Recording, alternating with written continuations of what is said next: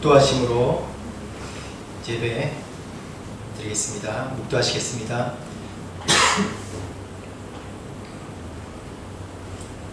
복 있는 사람은 악인의 꾀를 쫓지 아니하며 죄인의 길에 서지 아니하며 오만한 자의 자리에 앉지 아니하고 오직 여호와의 율법을 즐거워하여 그 율법을 주야로 묵상하는 자로다. 저는 시냇가에 심은 나무가 시절을 쫓아 과실을 맺으며 그 잎사귀가 마르지 아니함 같으니 그 행사가 다 형통하리로다. 악인은 그렇지 않으며 오직 바람에 나는 겨와 같도다. 그러므로 악인이 심판을 견디지 못하며 죄인이 의인의 회중에 들지 못하리로다.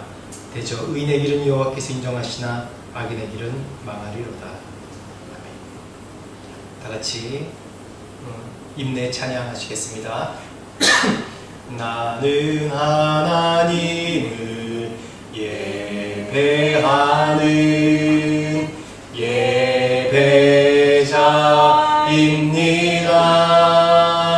예배자입니다.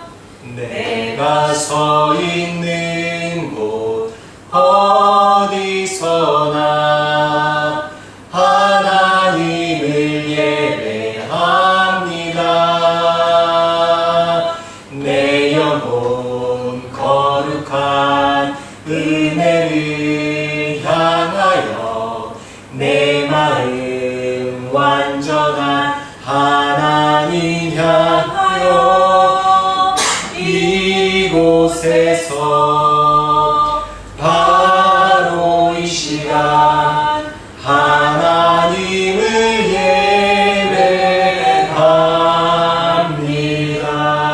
예배합니다. 다같이 사도신경으로 신앙 고백하시겠습니다. 나는 전능하신 아버지 하나님 천지의 창조주를 믿습니다. 나는 그의 유일하신 아들 우리 주 예수 그리스도를 믿습니다.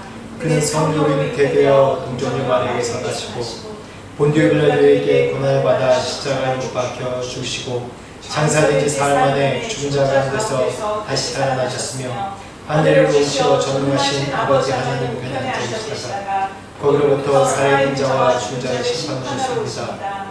나는 성령을 믿으며 거룩한 공교회와 성도의 교제와 죄를 용서하는 것과 몸의 부활과 영생을 믿습니다. 아멘. 오늘 성경 읽기는 마태복음 10장입니다. 마태복음 10장 교독으로 전체 읽겠습니다.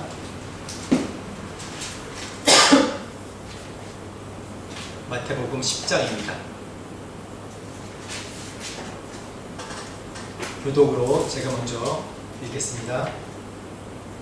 예수께서 그 12제자를 부르사 더러운 귀신을 쫓아내며 모든 병과 모든 약한 것을 고치는 권능을 주시니라. 12사도의 이름은 이러하니 베드로라 하는 시몬을 비롯하여 그의 형제 안드레와 세베대의 아들 야고보와 그의 형제 요한, 빌립과 바돌롬의 도마와 세리마테, 알페오의 아들 야고보와 다데오, 가나나인 시몬 및 가룟 유다 곧 예수를 판 자라. 예수께서 이 12를 내어 보내시며 명하여 가라사대 이방인의 길로도 가지 말고 사마리아인의 고을에도 들어가지 말고 오히려 이스라엘 집에 잃어버린 양에게로 가라. 가면서 전파하여 말하되 천국이 가까웠다 하고 병든 자를 고치며 죽은 자를 살리며 나병 환자를 깨끗하게 하며 귀신을 쫓아내되 너희가 거저 받았으니 거저 주라. 너희 전대에 금이나 은이나 동이나 가지지 말고 여행을 위하여 백방이나 두벌 옷이나 신이나 지팡이를 가지지 말라. 이는 일꾼이 자기의 먹을 것 받는 것이 마땅함이라. 아무 성이나 촌에 들어가든지 그 중에 합당한 자를 찾아내어 너희 떠나기까지 거기서 머물라. 또 그 집에 들어가면서 평안하기를 빌라. 그 집이 이에 합당하면 너희 빈 평안이 거기 임할 것이요 만일 합당치 아니하면 그 평안이 너희에게 돌아올 것이니라. 누구든지 너희를 영접하지도 아니하고 너희 말을 듣지도 아니하거든 그 집이나 성에서 나가 너희 발의 먼지를 떨어버리라. 내가 진실로 너희에게 이르노니 심판날에 소돔과 고모라 땅이 그 성보다 견디기 쉬우리라. 보라, 내가 너희를 보내니 양을 이리 가운데로 보낸 것 같도다. 그러므로 너희는 뱀같이 지혜롭고 비둘기같이 숨겨나라. 사람들을 삼가하라. 저희가 너희를 공유에 넘겨주겠고 저희 회당에서 채찍질하리라. 또 너희가 나를 총독들과 임금들 앞에 끌려가리니 이는 그들과 이방인들에게 증거가 되게 하려 하심이라. 너희를 넘겨줄 때 어떻게 또는 무엇을 말할까 염려치 말고 그때 무슨 말할 것을 주시니 말하는 이는 너희가 아니라 너희 속에서 말씀하시는 이 곧 너희 아버지의 성령이시니라. 장차 형제가 형제를 아비가 자식을 죽는데 내어주며 자식들이 부모를 대적하여 죽게 하리라. 또 너희가 내 이름으로 말미암아 모든 사람에게 미움을 받을 것이나 끝까지 견디는 자는 구원을 얻으리라. 이 동네에서 너희를 핍박하거든 저 동네로 피하라. 내가 진실로 너희에게 이르노니 이스라엘의 모든 동네를 다 다니지 못하여서 인자가 오리라.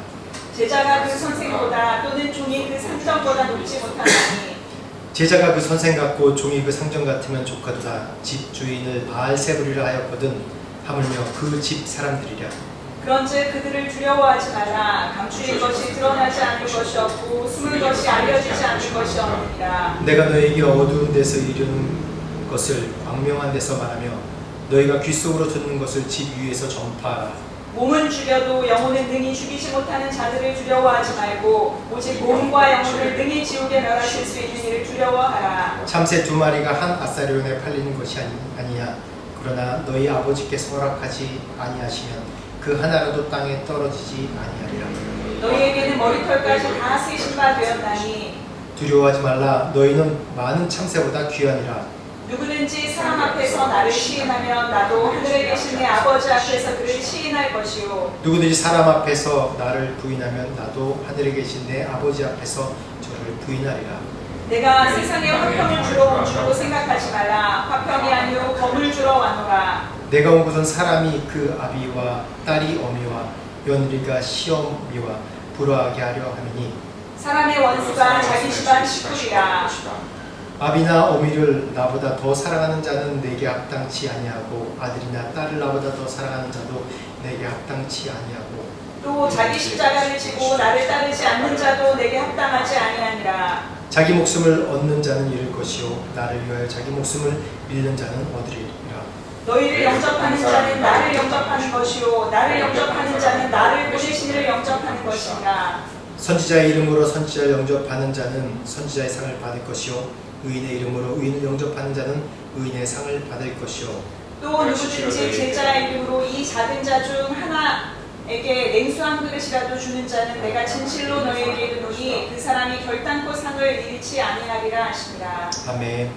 이 예배를 위해서 우리 김현수 목사님 기도해 주겠습니다.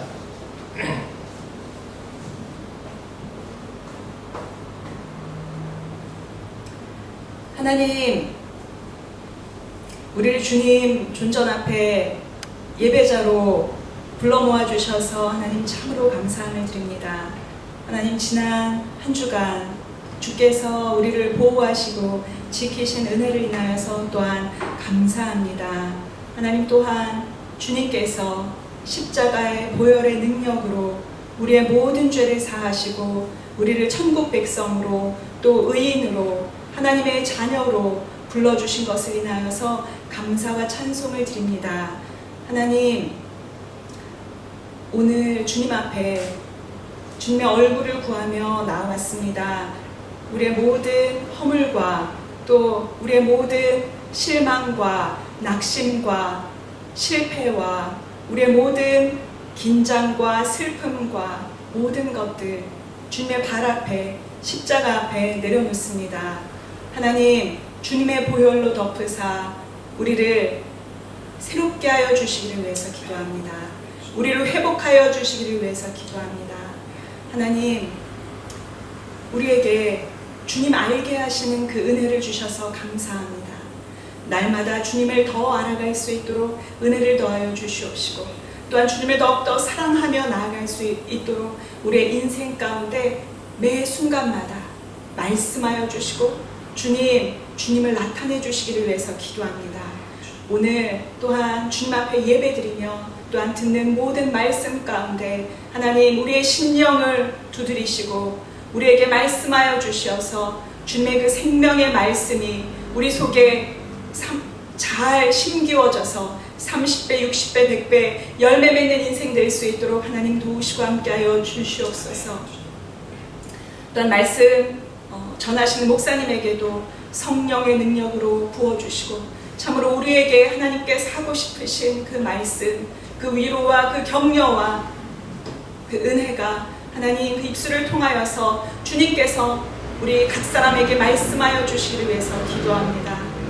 오늘 이 예배를 주님과 함께 누리기를 원하며 주님 앞에 즐거워하기를 원하며 살아계신 예수 그리스도의 이름으로 기도드렸습니다. 아멘. 찬송가 545장, 통일 찬송가는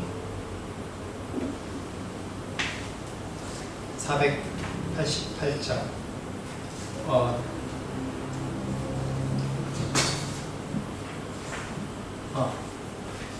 보자. 하겠습니다. 내 영혼 이 눈에 아무 증거 아니 되어도 믿음만을 가지고 선을 걸으며 이 귀에 아무 소리 아니 들려도 하나님의 약속 위에 서리라.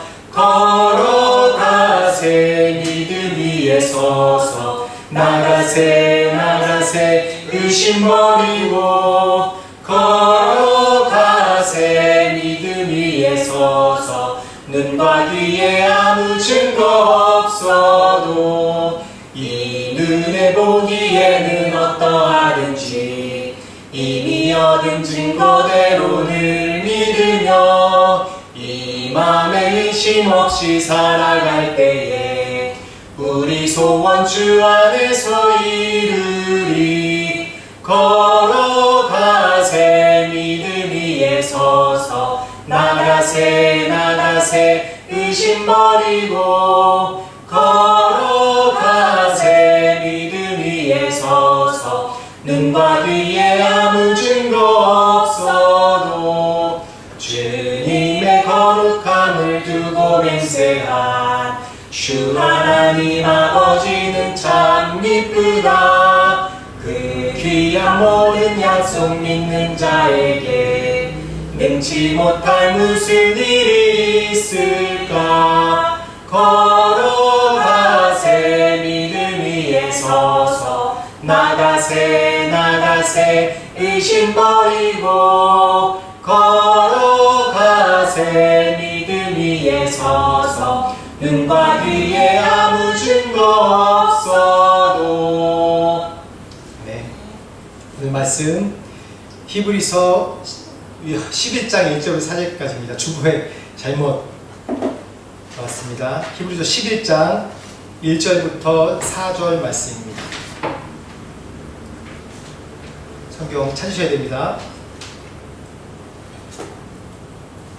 히브리서 11장 1절에서 4절까지입니다.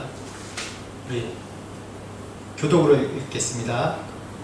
믿음은 바라는 것들의 실상이요 보이지 않는 것들의 증거니 선진들이 이로써 증거를 얻었느니라. 믿음으로 모든 세계가 하나님의 말씀으로 지어진 줄을 우리가 아니 보이는 것은 나타난 것으로 말미암아 된 것이 아니니라. 믿음으로 아벨을 가인보다 더 나은 제사를 하나님께 드림으로 의로운 자라 하시는 증거를 얻었으니 하나님이 그 예물에 대하여 증언하시니라. 그가 죽었으나 그 믿음으로써 지금도 말하느니라. 아멘. 아멘. 오늘 말씀 제목이 믿음, 그리고 그 밑에 뭐라고 써 있죠? 신념과 신뢰 사이. 신념과 신뢰 사이입니다. 믿음 그러면 범위가 굉장히 광범위합니다. 제가 지난주 수요일에도 믿음에 대해서도 잠깐 얘기하고 성경에 나와 있는 모든 인물, 또 우리가 이 땅에 살아나가는 그런 모든 과정, 그런 모든 것이 우리가 믿음을 얘기하지 않고서는 우리가 해석될 수 있는 것이, 또 살아갈 수 있는 것이 아무것도 없습니다.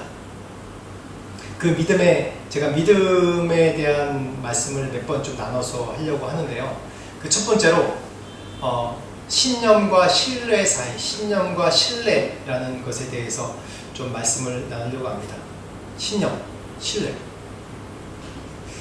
제가 신념과 신뢰 이 말씀 준비하면서 보면 우리가 왜 이렇게 믿음이 없고 믿음이 약해지고 믿음이 공격받나 했더니 보니까 우리가 신뢰가 다 깨져서 그런 것 같아요.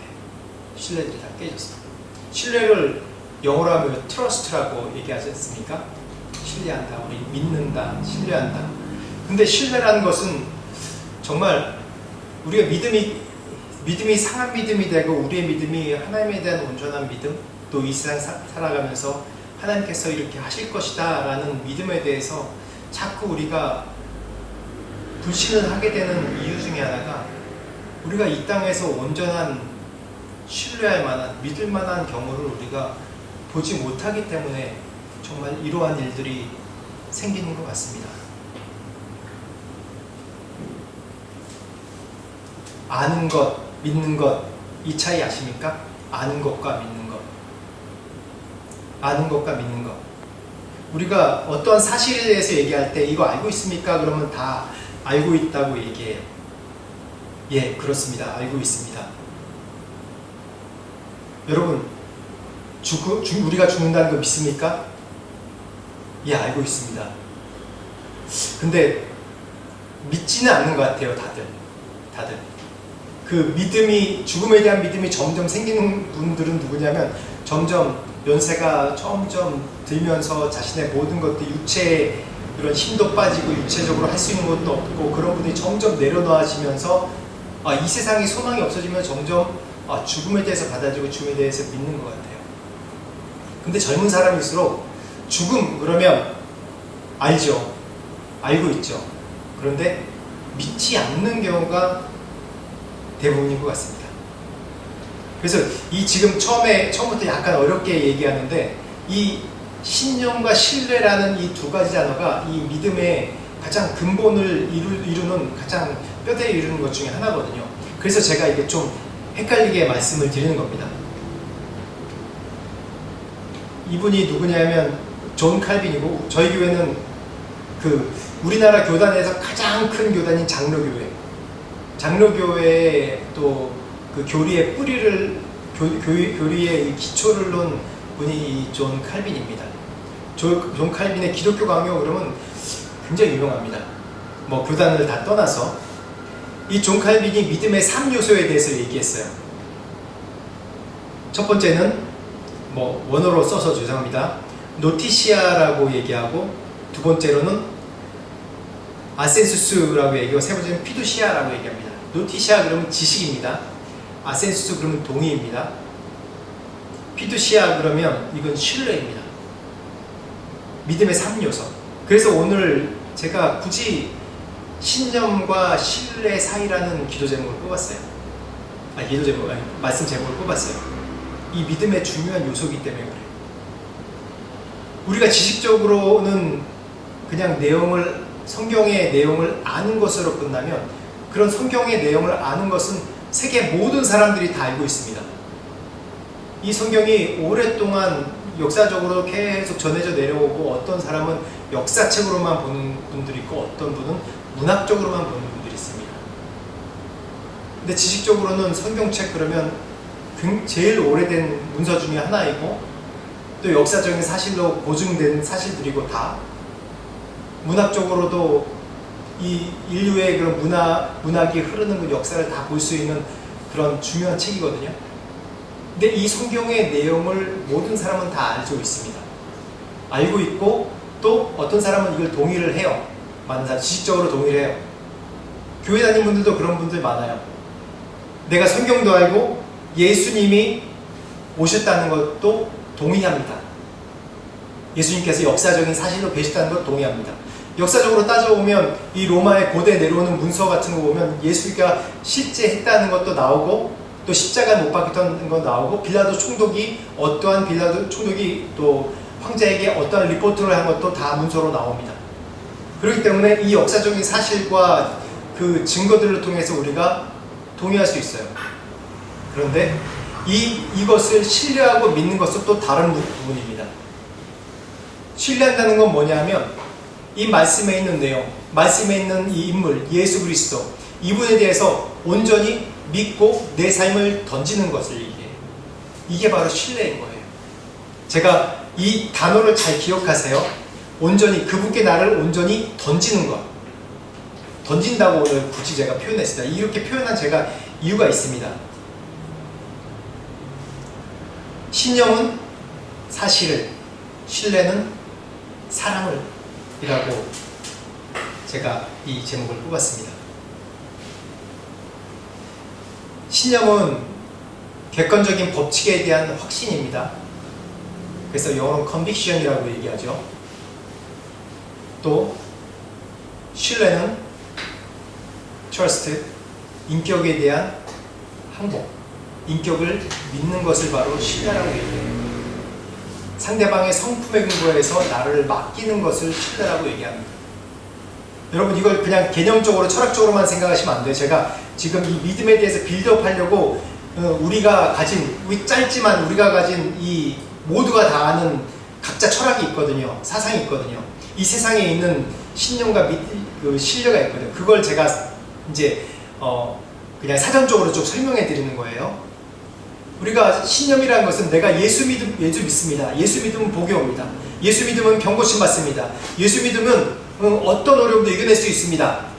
라고 믿는 것을 신념이라고도 얘기할 수 있고 믿음이라고도 얘기할 수 있고 신뢰라고도 얘기할 수 있어요. 꼭 신념이라고만 얘기할 수는 없는 거예요. 왜냐하면 우리가 이런 믿음이 없으면, 이런 기본적 지식과 동의가 없으면은 내가 그걸 신뢰하러 나갈 수가 없거든요. 그렇기 때문에 이 신념도 굉장히 중요합니다. 그런데 이 성경에서 예수님을 십자가에 못 박은 사람들이 어떤 사람들이냐면 바로 이 신념으로만 사는 사람들이었어요. 유대인들이 믿음이 없습니까? 하나님을 믿었어요. 얼마나 열심히 믿었습니까? 바리새인들이 자신의 모든 것을 바쳐서 어떻게 보면 지금 우리가 경건 생활하는 것보다 훨씬 더 경건한 사람들이에요. 그래서 예수님께서 뭐라고 그래요? 네가 저들만큼 경건하지 않으면 안 된다. 근데 저들은 본받지 말으라까지 얘기할 정도로 그 사람들은 신념에 사로잡혀 있는 사람들이지만 그 신념 때문에라도 자신의 행동이나 자신의 경건 생활은 굉장히 경건하게 유지하는 사람들이었어요. 그게 꼭 그리스도인만 그렇습니까? 무슬림 보세요. 얼마나 경건하게 보입니까? 이런 그냥 하루에 4번 막 무릎 꿇기. 지금도 이 무슬림 지역 가면 아마 그쵸 권사님 사이렌이 울리죠. 그쵸.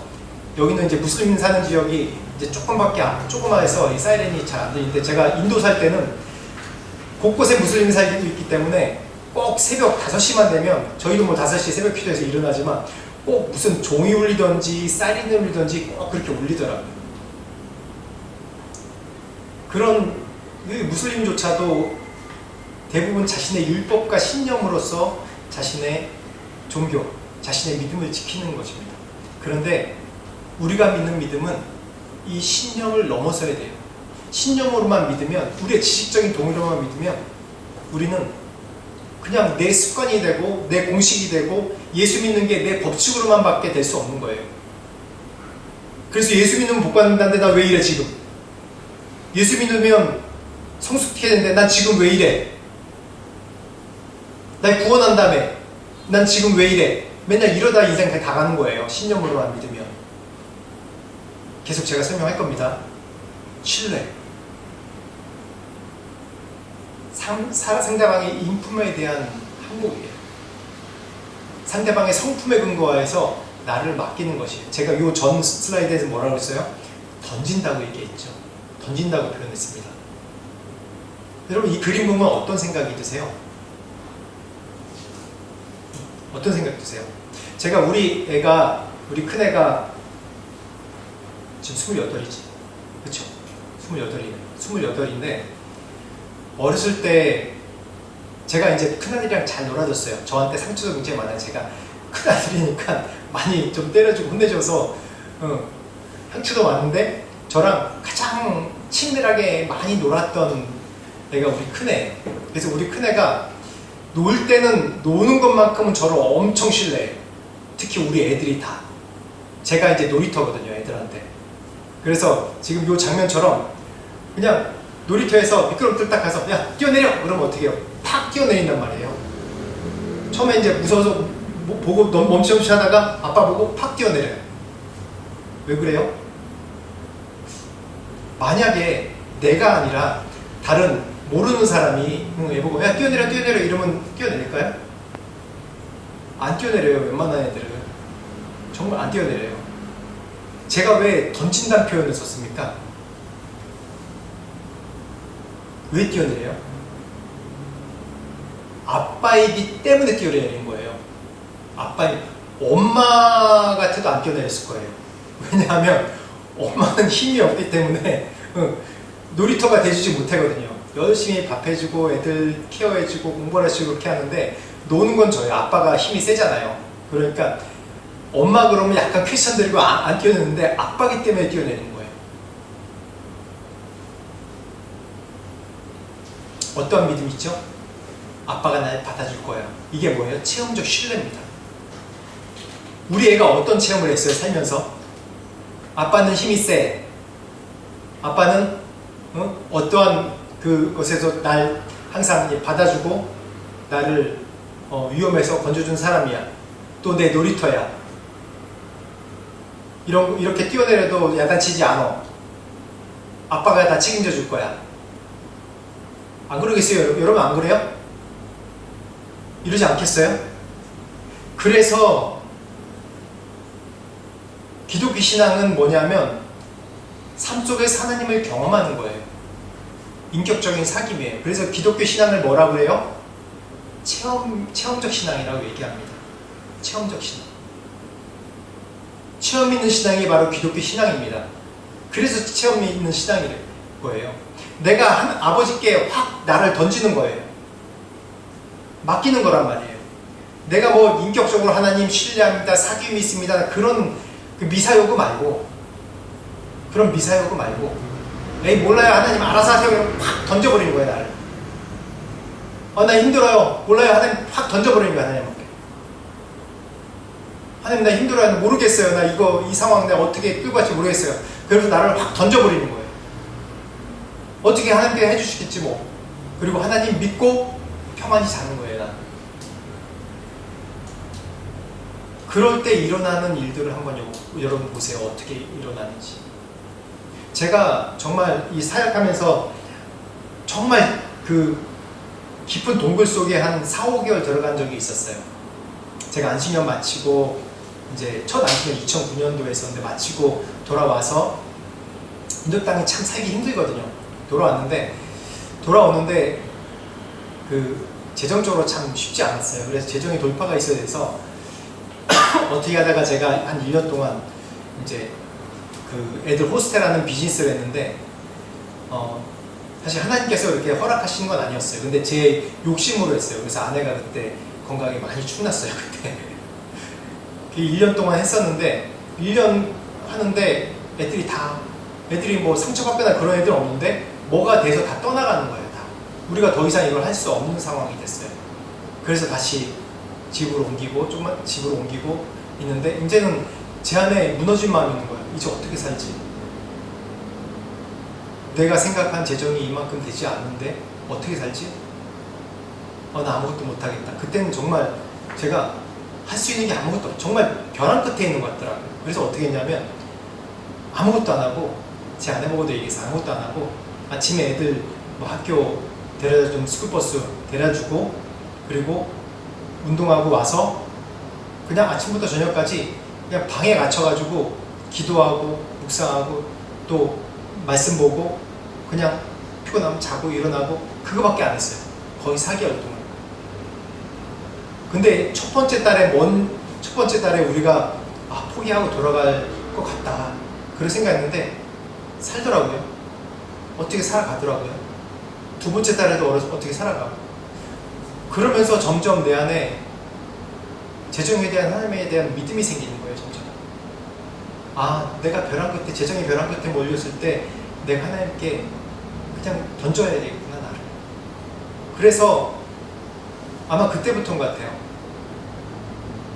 먼 상황에 가장 벼랑 끝에 놓이면 그냥 그 상황을 던져버려요. 저희가 사실 작년 초에 이제 여기 이제 1년 넘게 사신 분들은 알겠지만 2024년 12월부터 시작해서 저희 환율이 계속 올랐어요. 지금 거의 35%. 그때 2024년 12월 이 12월 이전과 지금 보면 한 35%가량이 올랐어요. 그래서 너무 쉽지 않아요. 개척한 지 이제 1년도 안 됐고, 이제 여기 이제 월세도 내야 되고, 근데 이거 살아갈 길이 없는 거예요. 또 재정 후원한다는 메인 후원교회가 반으로 확 줄여버리고, 이거를 감당할 수 없는 거예요. 거기다 35% 계속 올라가잖아요. 근데 그때 또 집을 저희가 또 다른 데로 옮기고 하면서 최대한 줄여보자 라고 했는데, 그때 마침 어떤 일이 발생했냐면, 어려울수록 이제 내가 할 수 있는 게 없구나, 하나님께 던져버리자, 하나님께 맡겨버리자. 좋은 말로 맡겨버리는 거고, 던져버리자. 지금 아이처럼 던져버리는 거야, 하나님 앞에. 그러면서 그럴 때 나뿐만 아니라 내 주변에 또 계속 살아나는 거예요. 다 축복받는 거예요. 이 얼음이 있습니다. 얼음이 몇 센치인지 우리 모르잖아요. 근데 어떤 사람은 이게 겉으로 딱 보고 얼음이 두껍네, 건너갑시다. 그리고 확 건너갔는데 1cm밖에 안 되는 거, 얼음이. 지금 봄이 다 다가와서 겉을 보기에는 내가 어저께까지 며칠 전까지 걸었는데 괜찮아, 그 자신감으로 걸어갔는데 푹 빠져버립니다. 그건 자신감이죠. 그냥 어떠한 정보도 아무것도 없이 자신감이죠. 근데 어떤 사람은 정말 이 얼음이 1m 두께인데 이 강을 걷는다는 거는 상상을 못하는 거예요. 덜덜 떨면서 걸어가는데, 그래서 가야 되니까 빨리 오라고 막 저쪽에서 오라고 건너갔는데, 겨우 건너갔는데, 건너가 보니까 1m 두께 얼음이었어요. 나중에 알고 보니까. 제가 왜 이런 말씀을 드리냐면, 신앙은 내 믿음의 크기가 아니라 내가 믿는 대상이 누구에 따라 달려있느냐는 겁니다. 이 팀 켈러라는 얘기거든요. 내가 생각하기에 지금 상황 이것을 못 벗어날 것 같아, 안 될 것 같아, 포기하느냐, 아니면 내 안에 떨리는 마음이 있지만 내가 믿음으로 던져내서 덜덜덜 떠는 것 같지만 그 길을 내가 그냥 돌파하고 나가느냐. 그것이 바로 우리의 신앙 자세입니다. 그것이 바로 믿음이에요. 하나님 신뢰하는 것. 의사가 처방전이 있습니다. 어떤 사람은 의학서적을 많이 읽고 감탄하면서 요즘 의학이 이래서 이렇게 하면 돼, 이렇게 치유받으면 돼 라고 생각을 해요. 특히 요즘에 암이 참 많이 걸리지 않습니까? 암 안 걸리는 사람들도 암에 대해서 얘기할 때 요즘에 암이 치료제도 많이 나왔대. 그냥 암 같은 거 여기 목에 있는 무슨 암이에요? 갑상선암 그런 거는 암도 아니래. 또 위암도 거의 60% 70% 다 고친대. 별거 아니래. 그런데 막상 자신이 암에 걸리면 어떻게 할 줄 몰라요. 두려움 가운데 있고. 그 전에 아는 거는 내가 알고 있는 신념이었어요. 그냥 지식이었어요. 이제는 그 지식이 동의를 할 때 되면 내가 그걸 담대하게 의사를 신뢰하면서 쓸 때에 놓여야지 그게 바로 온전한 믿음이 되는 겁니다. 우리가 말씀이 있습니다. 우리에게 성경 말씀이 있어요. 우리에게는 이게 처방전이나 마찬가지고 우리의 삶의 지표나 마찬가지예요. 여러분 성경 말씀만 읽고 계십니까? 아니면 이 성경 말씀에 있는 말씀이 내 삶 가운데 녹아져서 이것을 내 인생을 하나님께 맡기는 이 나의 가이드북이 되십니까?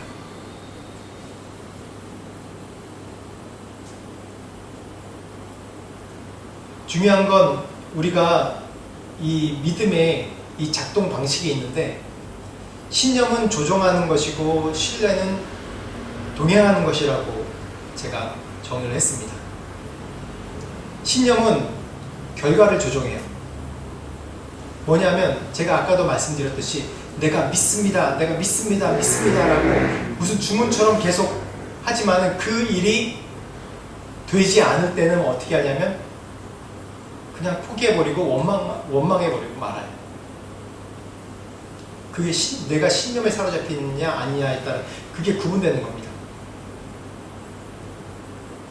내가 정성을 다하는데 하나님이 안 움직여? 내가 이렇게 열심히 다하는데 하나님이 안 움직이셔? 이런 것들을 어떻게 하면 자기 중심주의라고 얘기를 해요. 하나님은 어떠한 인격이 아니라 내가 인격으로 존재하는 거면 어떻게 생각해요? 하나님이 내 아버지인데, 아빠 나 지금 요즘에 뭐 플레이스테이션이 필요해요. 사줘요. 안 사줘요? 맨날 쫄라. 아빠 아니네. 그리고 물러납니까? 아니죠. 억울하고 짜증나고 내가 하고 싶은데 안 하게 해주고 원망되긴 하지만 아빠도 다 이유가 있어서 안 해주는 거예요. 그렇죠. 인격적인 관계란 말이에요. 신념이 아니란 말이에요. 우리 부모와의 관계가. 근데 요즘에는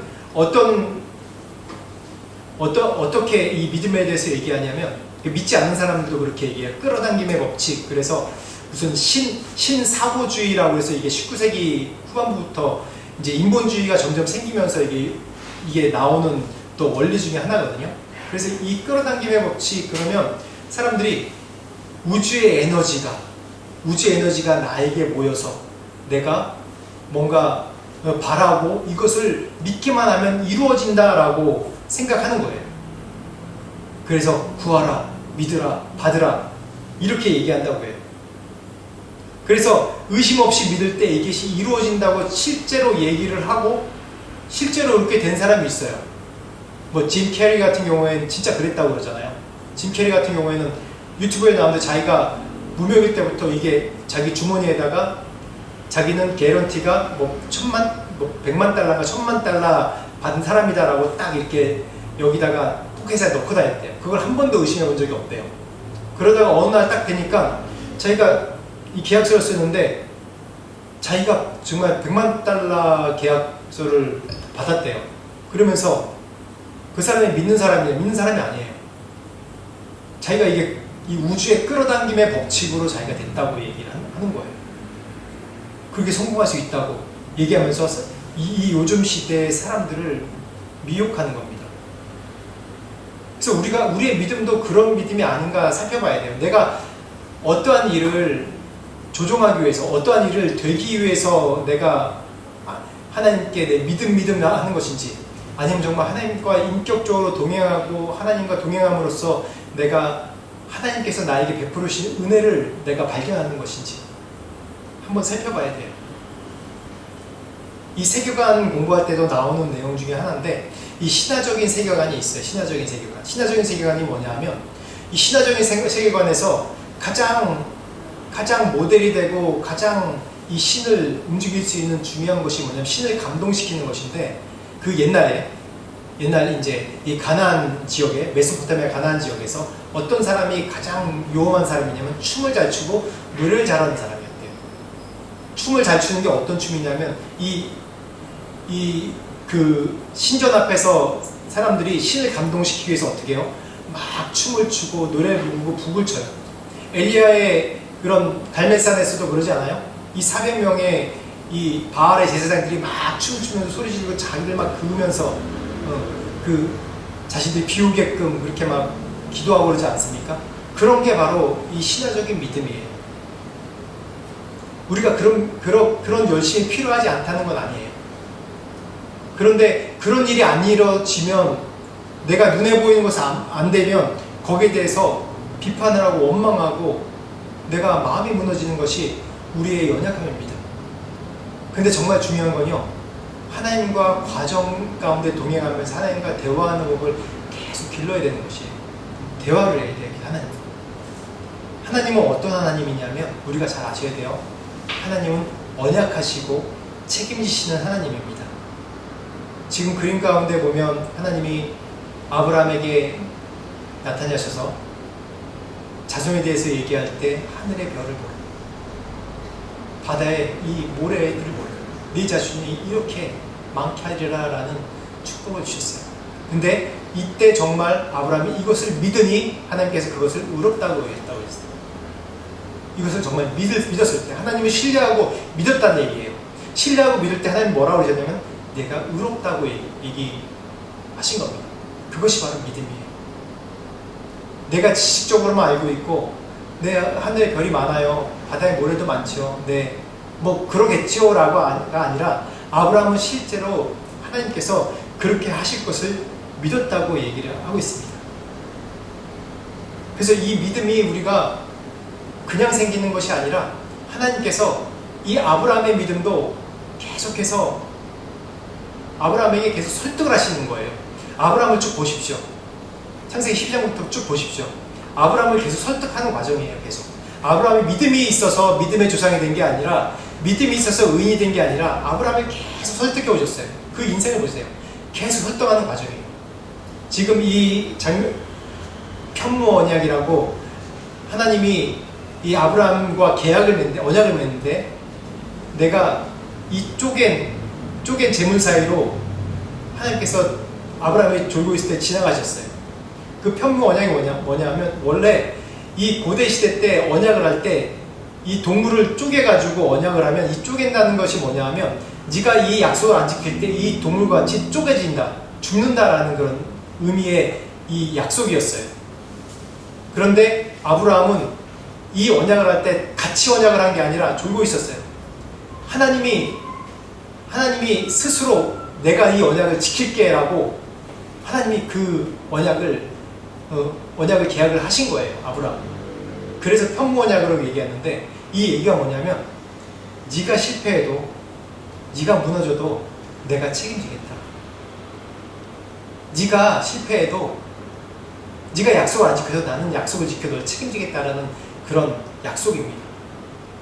이게 바로 인격적인 약속이고, 이게 바로 신뢰입니다. 신뢰. 그러기 위해서 우리가 이 신뢰로 나가기 위해서는 우리가 정말 중요한 훈련들이 있습니다.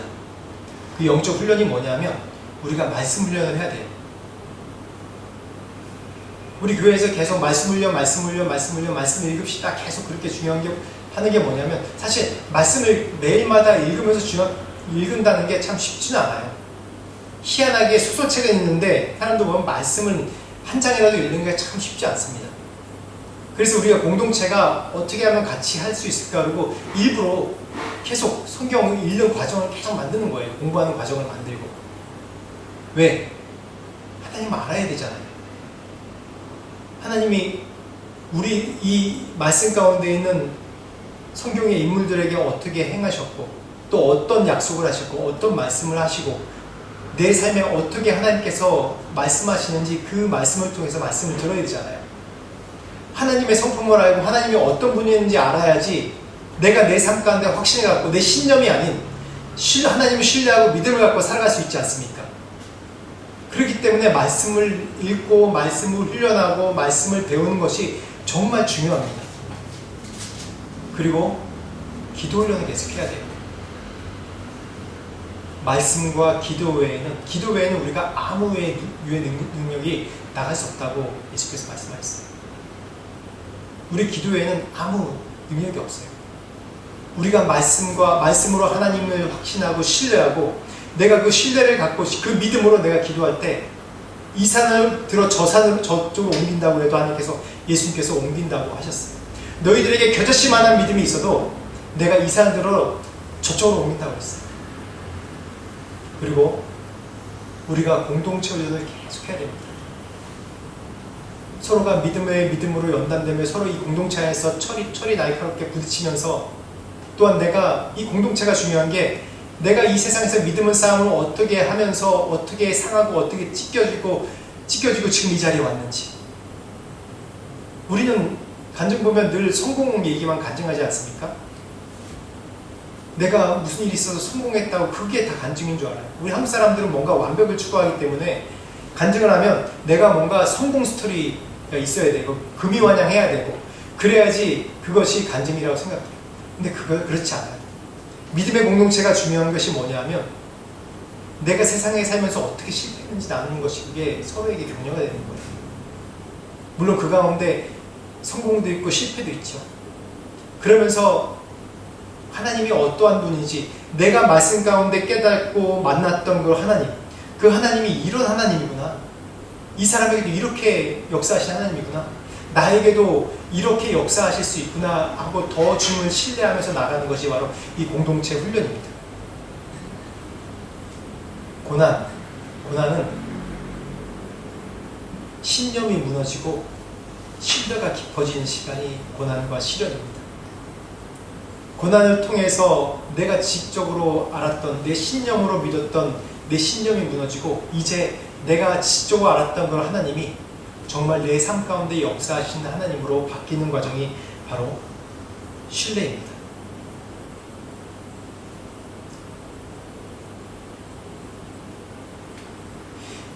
제가 20대 중반에 저희 어머니가 돌아가셨어요. 돌아가시는데 저희 어머니가 어떤 분이셨냐면 저희 집안에 예수 믿는 사람이 한 명도 없었어요. 다들 저희 할아버지가 제 할아버지가 술 때문에 돌아가셨고 저희 집안에 저희 아버지만 빼고 작은 아버지들이 알코올 중독으로 돌아가신 분도 있고 또 그런 알코올로 중독으로 좀 힘들게 요새는 산 사람들도 많이 있었어요. 그런데 그 가운데서 어머니가 이제 시집 오시면서 어떤 변화가 있었냐면 이제 처음에 믿을 때 좀 핍박도 있었는데 이제 자식이 믿고 점점 아버지도 믿고 나중에 시간이 걸렸지만 믿음생활 열심히 하면서 또 할머니도 또 교회 나오시고 그러면서 지금은 저희 집안이 목회자 집안이 되었고 이제는 저희 집안이 다 믿는 사람들이 됐어요. 아직도 뭐 제 동생이 교회 믿는다고 하지만 교회 안 다니고 있지만은 그래도 하나님께서 복을 많이 주셨어요. 근데 저희 어머니가 제 20대 중반에 갑자기 이제 간염으로 이제 간경화로 돌아가실 지경에 누워 있는 거예요. 근데 저는 그걸 안 믿었어요. 저는 그 사실 안 믿었어요. 돌아가시지 않을 거다라고 좀 믿고 있었어요. 하나님 살아계시다면 이렇게 열심히 신앙생활하고 우리 가정을 믿음이 있게 만들려고 하는 이 헌신된 사람을 돌아가시게 할 수 있나? 그래서 저희 어머니 돌아가신다는 그런 것을 제가 염두에 두지 않았어요. 심지어는 제가 저희 어머니 돌아가시면 하나님 살아계신 거 아니야 라고까지 생각했었습니다. 그런데 돌아가셨어요. 그리고 지금 와서는 이 돌아가신 게 또 제 나름대로 어떤 믿음으로 다 해석할 수 있지만은 아직까지 심정적으로는 왜 하나님이 굳이 우리 어머니를 그때 돌아가시게 하셨을까라는 퀘스천들이 많이 있어요. 해석이 안 돼요, 사실. 죽음에 대해서 해석할 수 있는 사람이 누가 있겠습니까?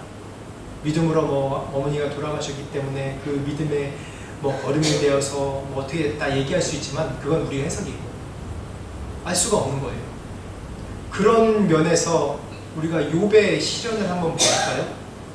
욥은 보면 엄청난 고난과 시련이 있었습니다.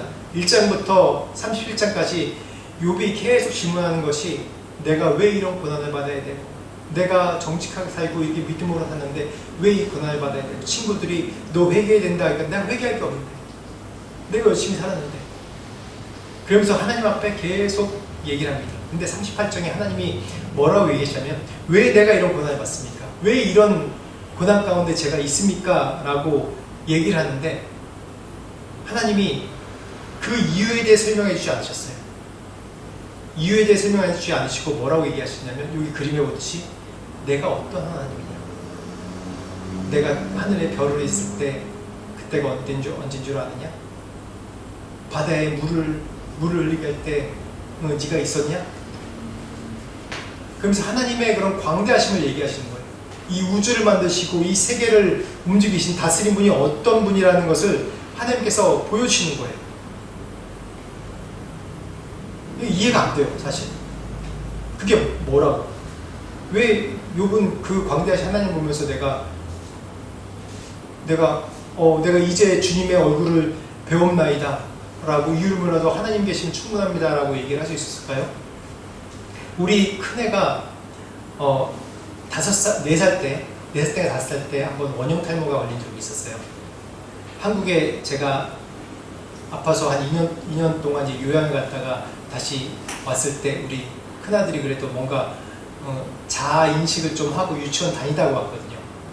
근데 와서 말도 안 통하고 유치원 보냈는데 말도 안 통하고 그러니까 그래도 저희는 잘 몰라서 그냥 유치원 보내면 알아서 말하겠지 그리고 유치원을 계속 보냈어요.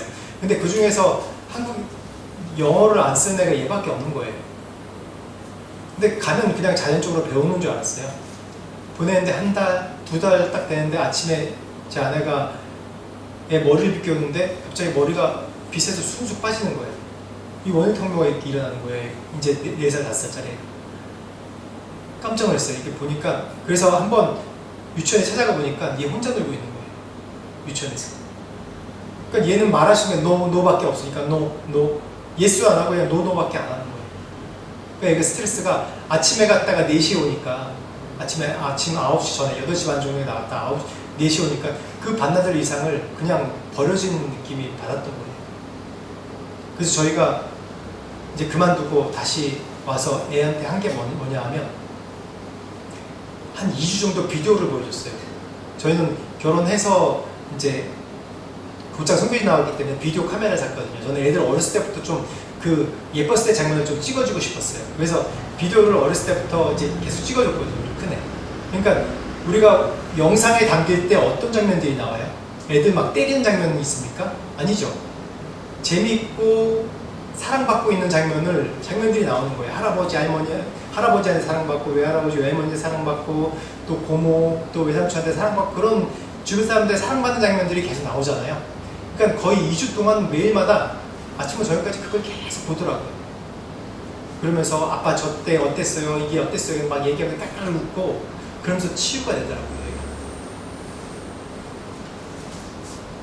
제가 이 말씀 하나님이 욥의 이 상처와 고난에 대해서 얘기하실 때 하나님이 내가 이런 우주의 하나님이고 내 창조주의 하나님이고 얼마나 광대하고 능력의 하나님인지 보여주실 때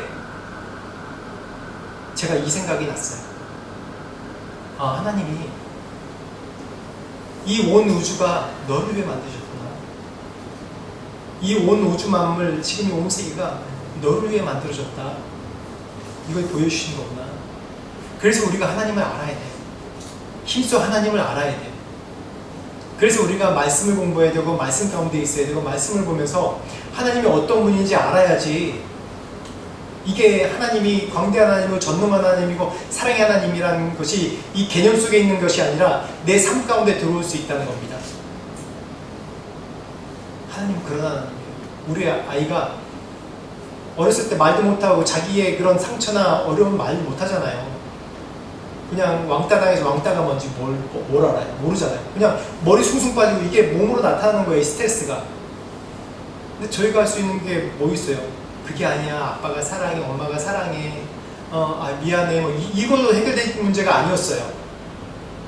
그냥 얘가 이 3, 4년 사는 그 인생의 과정을 네가 얼마나 사랑받았는지 비디오를 쭉 보여주니까 얘가 2주 동안 진짜 아침부터 저녁까지 시험 날 때마다 계속 그거만 보고 있더라고.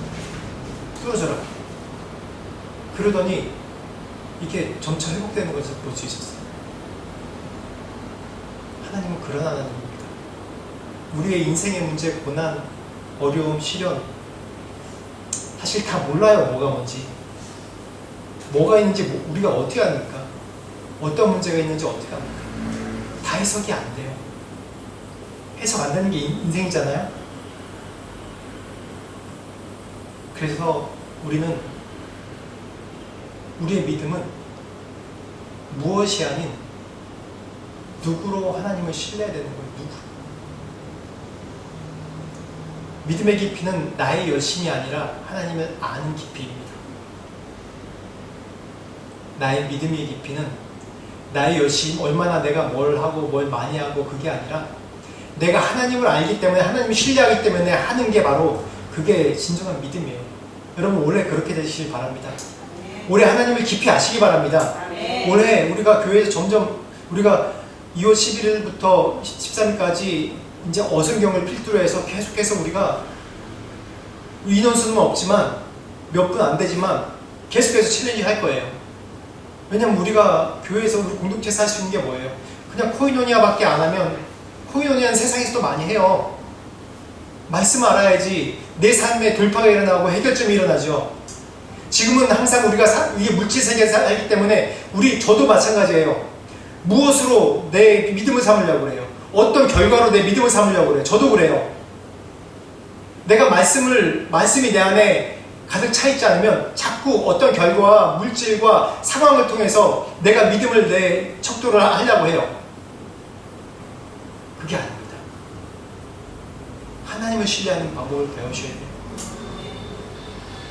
그 하나님이 지금도 이 말씀으로 제가 우리 첫째한테 비디오를 보여준 것처럼 이 말씀으로 여러분들에게 지금 보여주고 계신 거예요. 야, 창세기부터 요한계시록까지 봐봐. 내가 어떤 하나님인지 봐봐.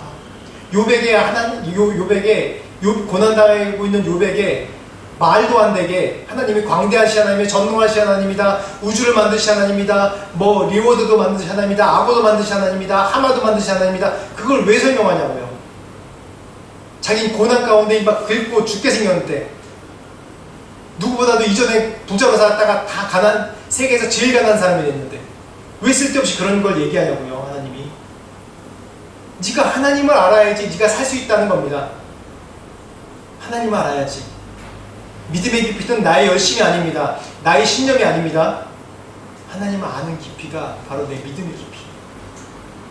올해 하나님을 알되 힘써 하나님을 압시다. 여호와를 알되 힘써 압시다. 이것이 내가 흔들리지 않는 믿음이 되어야 되는 겁니다. 그런 믿음을 소유하시기 바랍니다. 그러기 위해서 하나님이 지금 저희 큰애한테 비디오 보여준 것처럼 이 말씀으로 올해 여러분들 보여주고 계세요. 창세기부터 계시록까지 쫙 뚫을 겁니다.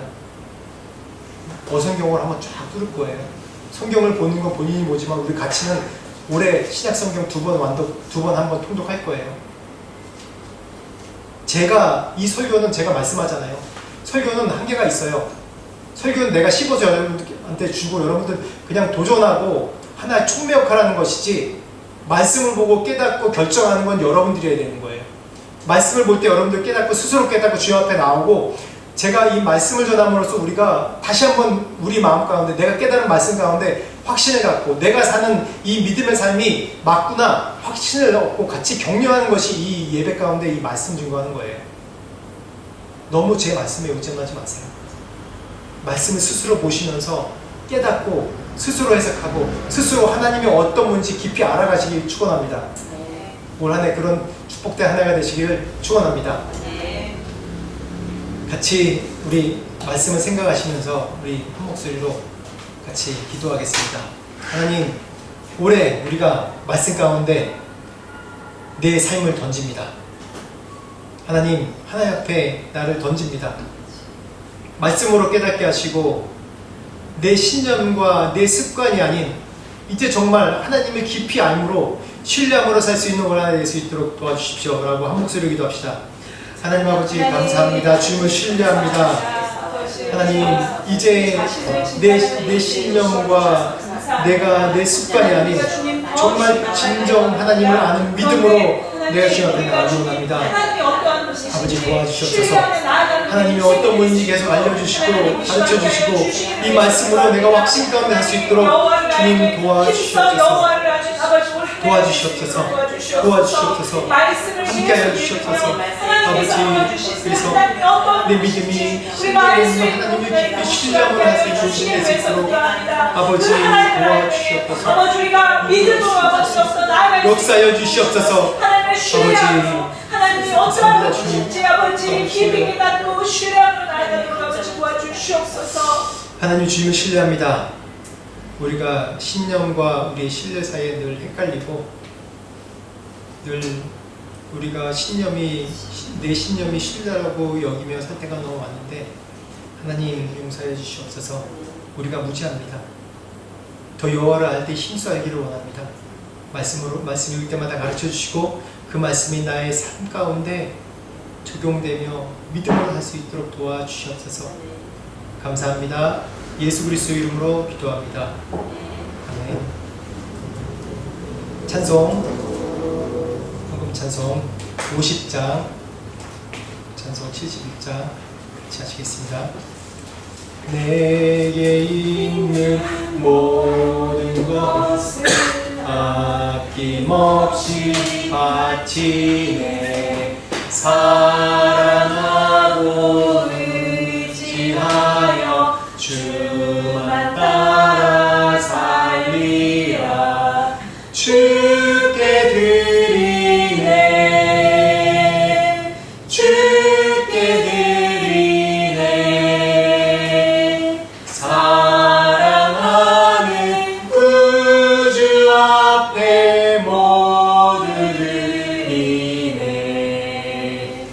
내게 있는 모든 것을 겸손하게 바치네. 세상 욕심 멀리하니 나를 받아주소서. 주께 드리네. 주께 드리네. 사랑하는 구주 앞에 모두 드리네. 내게 있는 모든 것을 주를 위해 드리네.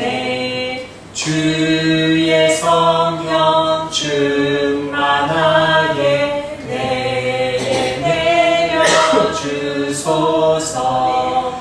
주께 드리네. 주께 드리네. 사랑하는 구주 앞에 모두 드리네. 아멘. 기도하겠습니다. 하나님 감사합니다. 주 앞에 우리가 예물 드리고 정성스럽게 우리의 삶을 또한 헌신합니다. 이 예물 받으시고 또 이 땅에서 끊이지 않는 축복을 주시고 또한 우리가 넘침으로 이 제물로 또한 이 세상을 섬기며 이웃을 섬기며 하나님의 교회를 섬길 수 있도록 축복하여 주옵소서. 우리의 삶 가운데 무엇을 하든지 주의 영광이 드러나는 삶이 될 수 있도록 은혜 내려 주옵소서. 감사합니다. 예수 그리스도 이름으로 기도합니다. 교회 소식 드리겠습니다. 오셨는데 가셨네. 네. 생경 통독을 위한 단톡방 계속 열려 있습니다.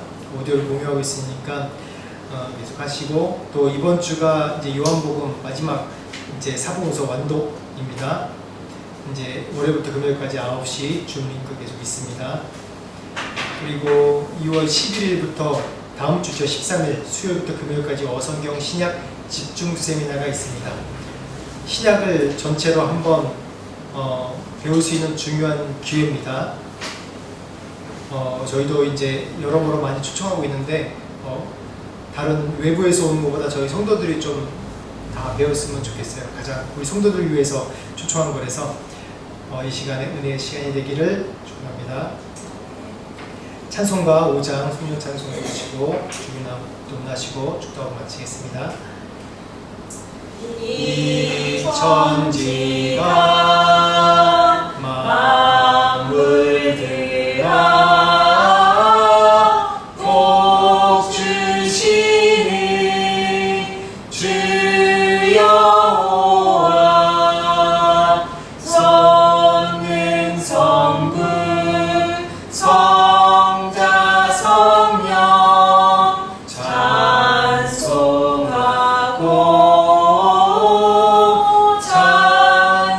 찬송하세. 아멘. 하늘에 계신 우리 아버지여, 이름이 거룩히 여김을 받으시오며 나라의 마옵시며 뜻이 하늘에서 이루어진 것 같이 땅에서 이루어진다. 오늘날 우리에게 일용할 양식을 주옵시고 우리가 우리에게 죄 지은 자를 사하여 준 것 같이 우리 죄를 사하여 주옵시고 우리를 시험에 들게 하지 마옵소서. 다만 나에서 구하소서. 백의 나라와 권세와 영광이 아버지께 영원히 있사옵나이다. 아멘.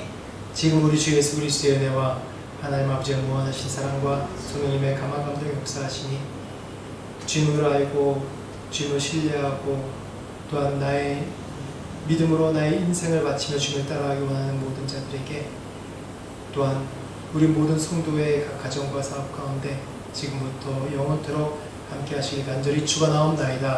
아멘.